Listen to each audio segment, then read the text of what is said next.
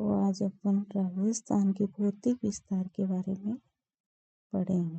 राजस्थान का भौतिक विस्तार मतलब भौगोलिक स्तर पे उसको कितने स्तर पे बांटा गया है, कौन कौन सा क्षेत्र है, इसके अंतर्गत क्या क्या। भौतिक प्रदेश का वर्गीकरण दो आधार पे हुआ है, एक तो व्यक्तिगत आधार पर, दूसरा अपने है भौगोलिक कारकों के आधार पर।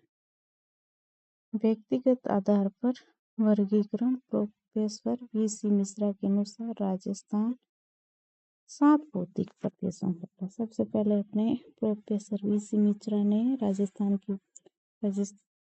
उन्होंने राजस्थान का जो भौगोलिक क्षेत्र भौतिक क्षेत्र है उसको 7 प्रदेशों में बांटा। उनके अनुसार ये जैसे अपन ने राजस्थान का मैप ले लिया एक साइड, तो नहरी प्रदेश हो गया, शुष्क प्रदेश था अपने विदर्भ का, अर्ध शुष्क प्रदेश अरावली प्रदेश था, फिर पूर्वी पश्चिम औद्योगिक प्रदेश संबल है, पीड़ प्रदेश और दक्षिण पूर्वी कृषि प्रदेश।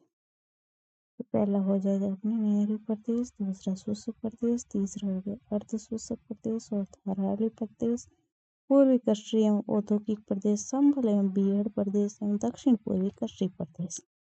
इस आधार पे 7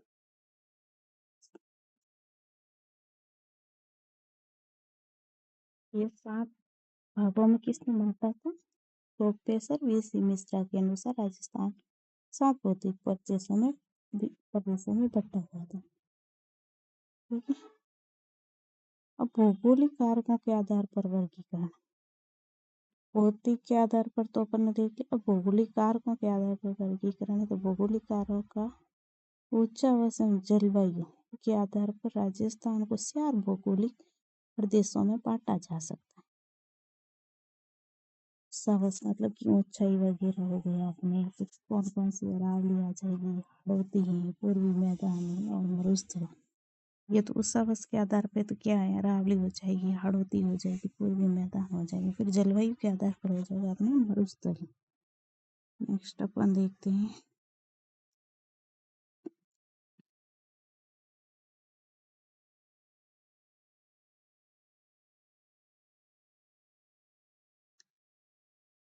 ये अपने है मरुस्थल का राजस्थान में विस्तार कितना है, 66.11% है, जिसपे 40% के लगभग आसपास अपने जनसंख्या निवास करती है। तो भौतिक प्रदेशों की सामान्य जानकारी अपने ले लेते हैं, जैसे कि मरुस्थल का राजस्थान में क्षेत्रफल कितना है, तो 61.11%। जनसंख्या इस पर 40% निवास करती है। जिले 12 हैं। मिट्टी रेतीली मिट्टी पाई जाती है। जलवायु शुष्क और अर्ध शुष्क जलवायु इसके अंदर। फिर अरावली है, इसका क्षेत्रफल अपने 9% है, जिस पे जनसंख्या 10% निवास करती है। 13 जिले हैं मुख्य 7 जिलों में। इसके अंदर अपने पर्वतीय वन्य मिट्टी पाई जाती है और उपआद्रत जलवायु। पूर्वी मैदान इस पे अपने इसका क्षेत्रफल अपने 23% है। 39% जनसंख्या निवास करती है। 10 जिलों में विस्तृत है। अब देखो तो जलोढ़ है, कछारी मिट्टी है, आर्द्र जलवायु इसकी। हाड़ौती है, हाड़ौती का पठार जिसका क्षेत्रफल अपने 6.89% है, इस पे 11% जनसंख्या है। 7 जिलों में है। काली मिट्टी पाई जाती, अति आर्द्र जलवायु पाई जाती है इसके। उत्तर पश्चिमी मरुस्थल, उत्तर पश्चिमी मरुस्थल, इसे थार मरुस्थल भी कहा जाता है। निर्माण इसका निर्माण हुआ था 33 सागर से। काल टर्शियरी काल व प्लेस्टोसीन काल, वर्तमान काल हेलोसीन है। मरुस्थल का विस्तार है, क्षेत्रफल है 1,75,000 किलोमीटर है। लंबाई 640 किलोमीटर, चौड़ाई 300 किलोमीटर है। औसत ऊंचाई 200 से 300 मीटर। मरुस्थल का ढाल उत्तर से पूर्व और दक्षिण से पश्चिम की ओर। तो अपन इसके अंदर देखें तो उत्तर पूर्व की ओर अपने घग्गर का नदी का बहाव क्षेत्र आ जाएगा। पश्चिम दक्षिण की ओर देखें तो दक्षिण पश्चिम की ओर देखें तो अपन लूनी नदी आ जाएगी अपनी। फिर इधर मरुस्थल का अध्ययन, अध्ययन की दृष्टि से मरुस्थल को 2 भागों में बांटा गया है। पहला अपने हो जाएगा शुष्क मरुस्थल प्रदेश हो जाएगा, जिसमें 0 से 25 सेंटीमीटर वर्षा होती है, जिसका क्षेत्रफल अपने 1 लाख है। अर्ध शुष्क प्रदेश है। इसका वर्षा इसके अंदर 25 से 50 सेंटीमीटर है। क्षेत्रफल 75,000 है। और देखिए तो अर्ध शुष्क है। अब ये 2 भाग है। ये तो मरुस्थल के भी 2 भागों में इसको डिवाइड किया गया है। एक तो शुष्क हो गया, एक अपने हो गया अर्ध शुष्क। शुष्क प्रदेश है जिसको अपने राट्टी प्रदेश भी कहते हैं, क्योंकि यहाँ राट्टी गाय पाई जाती है। शुष्क मरुस्थल 25 सेमी कम वर्षा वाले क्षेत्र को शुष्क मरुस्थल कहा जाता है, जिसे अध्ययन की दृष्टि से पुनः 2 भागों में बांटा जाता है।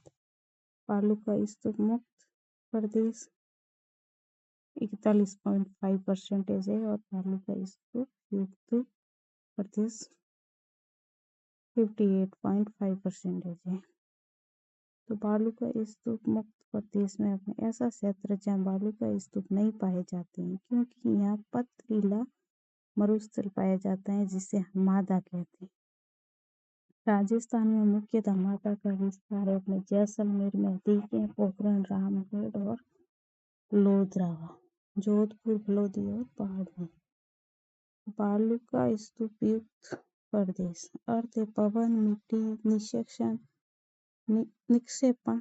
बालू का स्तूप जब पवन के द्वारा मिट्टी का निक्षेपण जमा किया जाता है तो निर्मित स्थलाकृति को बालू का स्तूप कहते हैं। राजस्थान में सर्वाधिक बालू का स्तूप जैसलमेर तथा सभी प्रकार के बालू का स्तूप जोधपुर में पाए जाते हैं।